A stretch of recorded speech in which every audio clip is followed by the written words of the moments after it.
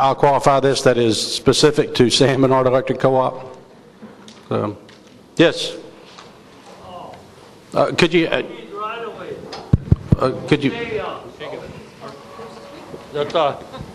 Would they follow the pipelines as much as they could? And if they would have to widen some of these pipelines. And we got people living within a few feet of the pipeline. Those people probably would have to move. Where are these people going to move to?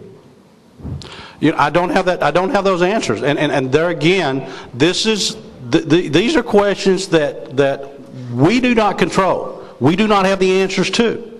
I mean, once they decide the route, that's when the fight will begin. And really, you asking me questions, I'm just as much in the dark as anybody else.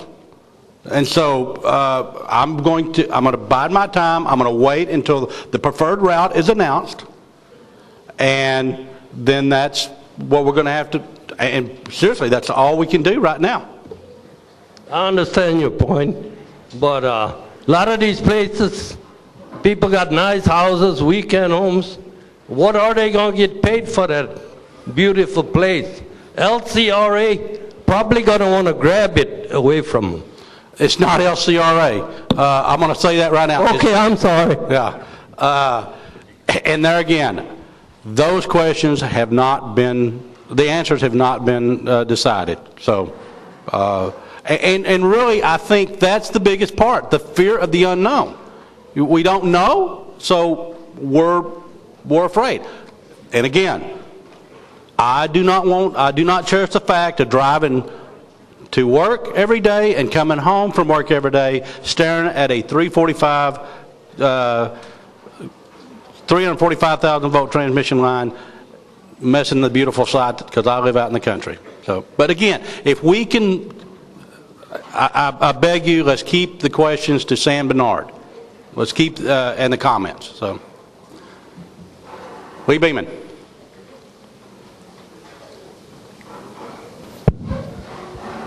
After 2016, where are we going to get our power from? We have finalized contracts for base load, and the way we buy power is in 3 blocks. We have base load, which means that at any given point on our system, we're going to use X number of kilowatt hours. 24 hours, 365 days a year. It's just, that's the lowest amount we're going to use. That's the biggest portion of our power is base load. We have already contracted with two companies. One is a bank, and folks, electricity became a commodity a long time ago. So with J.P. Morgan, we have a contract with J.P. Morgan that's going to run 10.5 years, and then we have for half of our base load, and then we have a contract set up with AEP, signed, sealed, and delivered, that's going to provide the other half of our base load for 5.5 years. And all this begins in 2016. And I will say, one of the biggest reasons that we didn't extend with LCRA is that they required a 25-year contract beginning in 2016. That would take us through 2041. We would be locked in. And as the video stated, in the last 10 years, this industry has been flipped upon itself.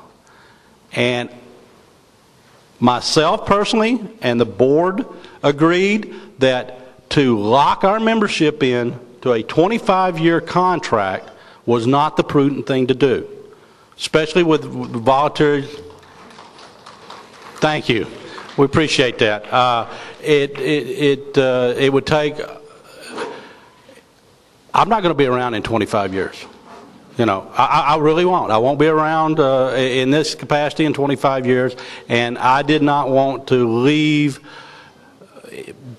people that follow me with a contract that they had nothing to do with. So we've formulated the 2 baseload contracts. Now, the next block of power that we will have to go out and get, and we haven't done this yet, is the intermediate. and then we have the peaking. Okay, the peaking's the trickiest part because we don't know when the cold fronts that we had, we can take averages, and that's going to be the trickiest part. So we buy power in 3 basic blocks, and we're going to start negotiations for our intermediate and our peaking relatively soon. The other thing that happened between now and the video that I need to inform you about it, we did not do this on our own. We teamed up with 2 other co-ops in the state of Texas, Guadalupe Valley Electric Co-op and Fayette Electric Co-op, and we have formed a new co-op. It's called GFS Co-op. Now, does that mean that we're changing San Bernard? No. GFS Electric Co-op is a generation co-op. That's where we're going to pool our resources, we're going to contract together, and the GFS is going to supplant the Lower Colorado River Authority, and we're going to contract with the GFS and do, we'll put bids out for our wholesale power, and we will buy from the GFS.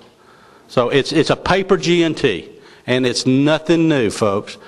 A lot of co-ops that form together, South Texas Electric Co-op, STEC, they own generation facilities. Brazos does the same thing with a bunch of co-ops.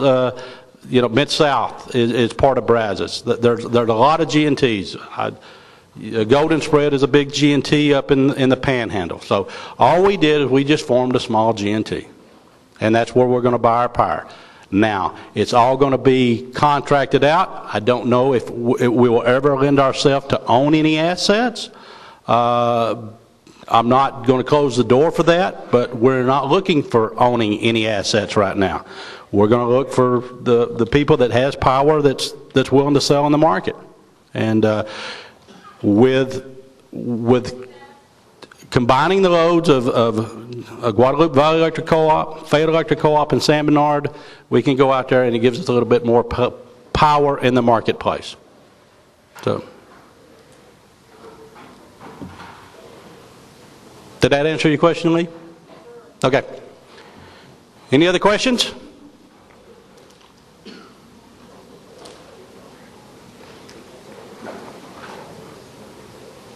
Hearing none, I think I'll turn it back over to Gus. Thank you, folks. We appreciate it.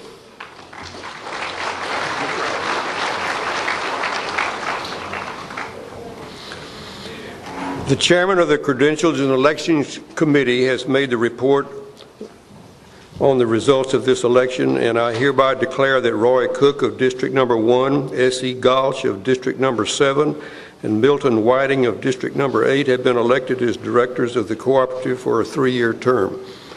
The tally sheet of votes by candidate will be available after the close of this meeting. Since there is no further business to be transacted, is there a motion to adjourn the business portion of this meeting and continue with the prize drawing? There's been a motion made and seconded. All those in favor of the motion say aye. Aye. Opposed, no. The motion is carried and this meeting is adjourned. Carol Corville will come and conduct the prize drawing.